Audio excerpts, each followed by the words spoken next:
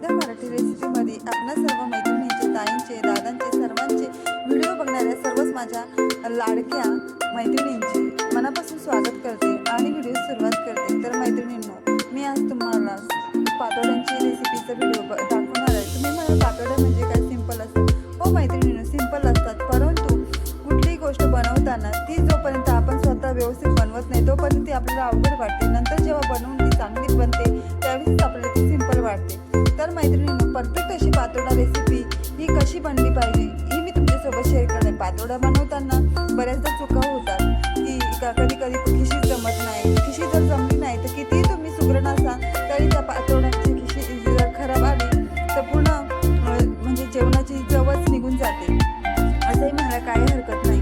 तर माझ्याकडनं सुद्धा सुरुवातीला ह्या चुका व्हायच्या, मी तेच तुमच्यासोबत आज शेअर करणार आहे। जेव्हा आपण खिशी घेतो सर्वात महत्त्वाची ट्रिक म्हणजे आपण पिठाचं प्रमाण अगदी योग्य घेतलं पाहिजे। म्हणजे जर आपण 1 वाटी बेसन पीठ घेत आहोत तर त्याच बेसन पिठामध्ये अगदी 2 ते 3 चमचे इतकं गव्हाचं पीठ देखील ॲड करायचं। म्हणजे गव्हाच्या पिठामुळे खिशी ही एकदम लवकर एकजीव होते। तर इथे हे बघा, मी इथे 1 वाटी इतकं बेसन पीठ घेतलेलं आहे, त्यामध्ये 2 ते 3 चमचे इतकं गव्हाचं पीठ देखील ॲड करून घेतलं आहे। ते छान मिक्स करून घेतलं आहे।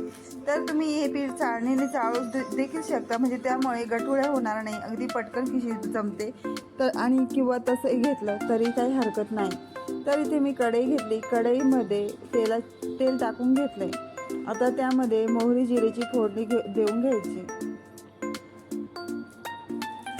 आता याला छान फोडणी बसल्यानंतर त्यामध्ये आलं, लसूण, हिरवी मिरची याची पेस्ट टाकून घेऊया। या पेस्टमुळे पातोड्यांना तर खूपच छान चव येते। बरेच जण लाल तिखटचा वापर करतात, त्याऐवजी जर ह्या मिरचीचा वापर केला तर खूपच छान चव लागते। त्यामध्ये अर्धा चमचा इतकी हळद देखील टाकून घेतली। आता याला छान फोडणी बसल्यानंतर त्यामध्ये 1 ग्लास इतके पाणी ॲड करून घेऊया। यामध्ये 1 ग्लास इतकेच, 1 वाटीच्या प्रमाणासाठी 1 ग्लास इतकेच पाणी पुरेसे होते। म्हणजे जर तुम्हाला याचे प्रमाण माहिती नसेल तर या पद्धतीने तुम्ही हे प्रमाण वापरू शकता। त्यानंतर अर्धा चमचा इतके मीठ टाकून घेतलं आहे। आता याला छान उकळी येऊन देऊया। तर मैत्रिणींनो, 1 वाटीच्या पिठासाठी 1 ग्लास इतके पाणी पुरेसे होते। जर हवे असेल तर नंतर तुम्ही ॲड करू शकता, परंतु सुरुवातीला पाणी कमीच ठेवायचं। जर पाणी जास्त झालं तर पातोड्या अगदी सैल होतात आणि मग त्या व्यवस्थित बनत नाही, ही ट्रिक लक्षात ठेवायची।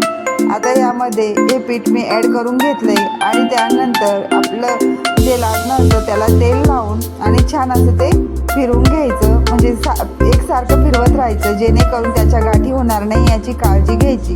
जर याच्या गाठी झाल्या तर मग पातोड्या अजिबात व्यवस्थित जमत नाही। हे एकसारखं फिरवावं लागतं, 5 ते 10 मिनिट तरी एकसारखं ते फिरवून घ्यायचं। पूर्ण त्यातील ज्या गाठी असतील त्या पूर्ण फोडून घ्यायच्या आणि मग त्यानंतर थोडंसं त्यामध्ये तेल ॲड करायचं आणि 5 ते 10 मिनिट पुन्हा ते शिजू द्यायचं। आता हे बघा, यावरती मी झाकण ठेवून घेऊन 5 ते 10 मिनिट पुन्हा शिजू दिलेलं होतं आणि त्यानंतर बघा अशा पद्धतीचे इथे पीठ तयार झालेलं आहे।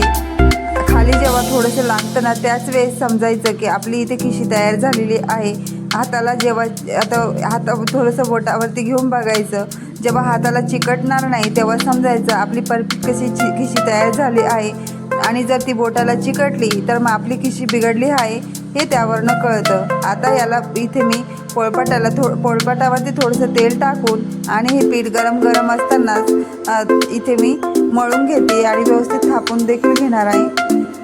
तर मी इथे आपण लाटण्याचा देखील वापर करू शकतो, म्हणजे बरेच जणांना सवय नसते तर बरेच जण हातानेही थापतात किंवा लाटण्याने देखील करतात। तर मला तर शक्यतो हातानेच थापायची सवय आहे, परंतु मी तुम्हाला हे दाखवण्यासाठी आता इथे लाटण्याचा वापर करत आहे। हाताने देखील थापल्यानंतर इतकी छान अशी व्यवस्थित थापल्या जातात, फक्त हाताला चटके बसतात इतकंच होतं।